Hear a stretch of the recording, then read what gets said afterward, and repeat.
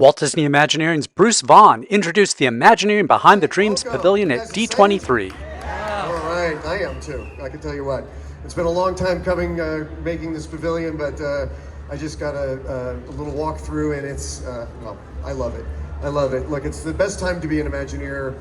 You probably all know I was here for about 25 years, went away for 7, and I've been back about 18 months now, almost. And I have never seen the amount of, it's unprecedented, the amount of work we have going on around the world that we're actually doing. You're going to hear more about that on Saturday. I'm not going to give anything away right now. But as Imagineers, this is what we love. We're dreamers and doers, mostly doers. We love to create things. We love to get things out in front of our audience.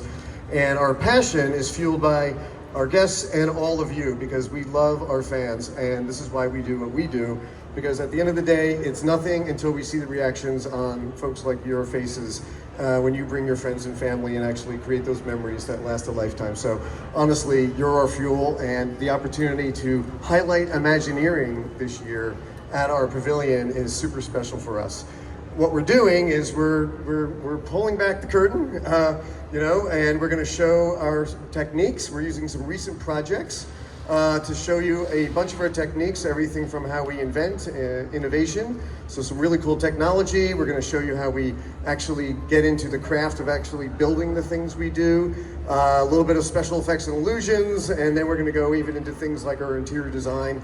There's models, there's really cool stuff in there, and mostly there's Imagineers who are going to share their passion. We've got 200 volunteering Imagineers here who will be in the pavilion the whole time to talk and share their passions with all of you and all the other fans who are coming. The heart of this pavilion is our center stage. We're programmed a bunch of Imagineers to be up there to talk about different subjects throughout the weekend, so look for those. And the other fun thing is that after Saturday night, we've got 2 reveal rooms, because Josh tomorrow is going to be doing a lot of announcements. And when those reveal rooms will open Sunday morning, so we love repeat visitation, as you know. So you're going to have to come back Sunday if you want to get in there and see some really cool shit that is brand new and is on the horizon. So with that, and I know you've all been hungry for something beyond blue sky. Blue sky is really fun, but you know what? Building, delivering, putting shovels in the dirt is even better. So that's what this year is all about, and the next decade is all about, and beyond, quite frankly. So with that, I've got some unofficial tour guides that'll only be for you guys. That was going to introduce you. You may know them from social media. It's our BDX droids.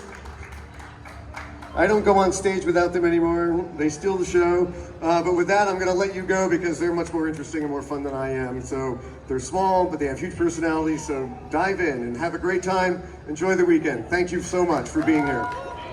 Imagineering Behind the Dreams allows visitors to this year's D23 an opportunity to see how Imagineers use technology and innovation to bring creative stories to life at Disney theme parks and destinations around the world.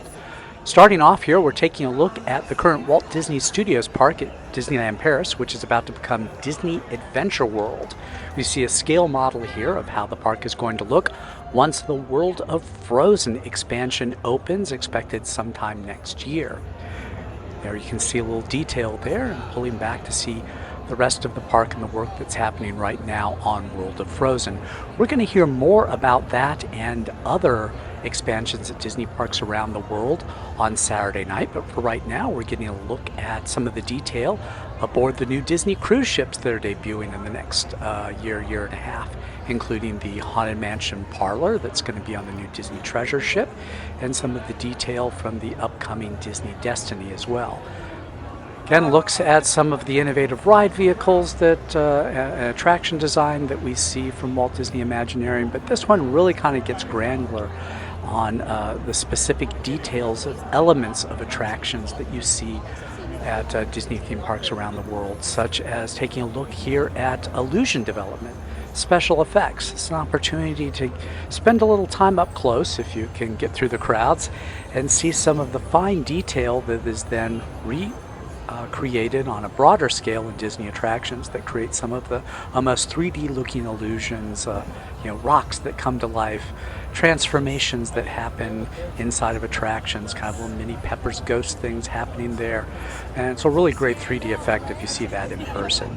Right next door, you'll learn a little bit more about a very more practical, old-timey way of doing things with costume design that Imagineering does with Disney Live Entertainment, and some of the placemaking. Okay, lookout key there. But in the middle, it's a demonstration stage where you can hear from Imagineers throughout the day, including this discussion of PDX droids. Alright, so how about we look at what's inside of the droid here for some time. And so the droids have a total of 14 actuators in them. So you have 4 actuators in the neck and the head, so that the droids can look at objects and interact with guests in a meaningful way. We also have 5 actuators per leg, and so that's actually 1 actuator less, or actuated degree of freedom less than we have as humans in our legs. So the droid will have a hard time to balance on one foot for an extended amount of time. But in the end, the droid has all the actuators that a droid needs. Continuing around the Imagineering Pavilion now, we see some of the R&D technology that you've actually seen before here on Theme Park Insider if you've been following us. There's a little nod there to Journey of Water, but this is this holotile, the omnidirectional floor that we've seen demonstrated in Glendale before. Now you can see it for yourself at D23. Right next door to that, you can see an audio animatronic without its skin on, so you get an idea of the mechanics that make Disney's famous audio animatronic figurines come to life at attractions around the world. And if you missed it, those BDX droids are going to be out on the floor of the pavilion for guests to interact with at various times during the show at D23 at the Anaheim Convention Center this weekend. Beyond that, we've got a few more things to look at here, including some of the landscaping detail that went into the new Fantasy Springs at Tokyo Disney Sea in Japan, to see some of the detail for all of the various works that Imagineers bring into this. And then, again, more of the fine detail that we saw go into Tiana's Bayou Adventure, which is now open at Walt Disney World's Magic Kingdom.